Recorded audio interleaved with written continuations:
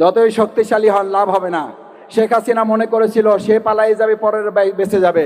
আজকে আপনারা ইতিমধ্যে গণমাধ্যমে জেনেছেন আমাদের দেশপ্রেমিক সেনাবাহিনী এই দেশের স্বাধীনতা সার্বভৌমত্বের প্রত্যেকটা ইঞ্চি মাটি যাদের রক্ষা করার দায়িত্ব, এবং যেই সম্মানিত দেশপ্রেমিক সেনাবাহিনী 2024 সালের 5ই আগস্ট চাইলে গুলি চালাতে পারতো না? 5ই আগস্ট তারা গুলি চালায় নাই। তারা ছাত্র, তরুণ, যুবক জনতার পক্ষ নিয়ে শেখ হাসিনার বিরুদ্ধে তারা অবস্থান নিয়েছিল। কিন্তু দুষ্ট চক্রের কতিপয় হাতে গোনা কয়েকজন সেনা সদস্য শেখ হাসিনা এবং আধিপত্য বা প্রভাব বিস্তারকারী ভারতের ইঙ্গিতে তাদের ষড়যন্ত্রের ফাঁদে পা দিয়ে আমাদের কতিপয় সেনা সদস্যদেরকে যারা বিপদগামী করেছে, আজকে বাংলাদেশের অন্তর্বর্তীকালীন সরকার তাদেরকে আইনের আওতায় নিয়ে এসেছে। আইনের আওতায় যদি আমাদের দেশপ্রেমিক সেনাবাহিনীর একজন অন্যায় করার পর সেও যদি রক্ষা না পায়, আপনি চন্দ্রদ্বীপে বসে অন্যায় করবেন, আপনি পা পেয়ে যাবেন। আপনি পাগলের রাজ্যে আছেন, আপনি স্বপ্নের রাজ্যে আছেন। সুতরাং আমরা অন্তর্বর্তীকালীন সরকার এবং প্রসিকিউশনকে ধন্যবাদ জানাতে চাই যে আমরা যে অন্যায় করবে আইনের দৃষ্টিতে একজন সাধারণ মানুষ এবং সে যত উচ্চ পর্যায়ের হোক কোনো পার্থক্য থাকবে না, সবাইকে আইনের আওতায় ইনসাফের বিচার করতে হবে।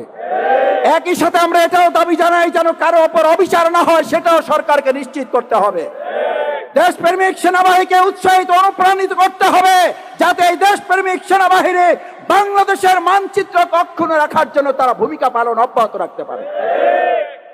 আজকে থেকে ঘোষণা করছি বাংলাদেশ জামাত ইসলামী দেশপ্রেমের অংশীদার হিসাবে আমরাও সেনাবাহিনীর পক্ষে একজন সৈন্য হিসাবে ভূমিকা পালন করব। দেশের পক্ষে আমরা ভূমিকা পালন করব না, আমাদের মাটি রক্ষার জন্য ভূমিকা পালন করব না। সুতরাং আমরাও দেশপ্রেমের অংশ হিসাবে সেনাবাহিনীর সদস্য হিসাবে আনঅফিসিয়ালি আমরা আপনাদের সাথে ছিলাম, আছি এবং ভবিষ্যতে এই দেশবাসী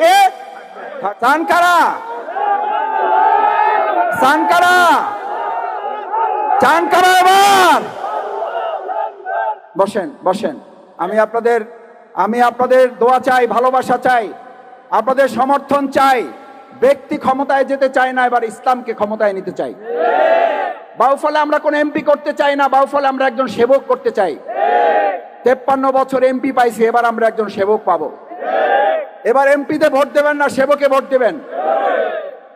আসলেই দেবেন। দিতে আসলে যদি রাস্তায় আটকাই দেয়, যদি বিগত 15 বছরের মতো বলে মুরব্বী আপনার কষ্ট করা লাগবে না, আপনি তো মুরব্বী, আপনার বয়স হয়ে গেছে, চাচা আপনি বাড়ি চলে যান, আপনার ভোট আমি দিয়ে দেবো।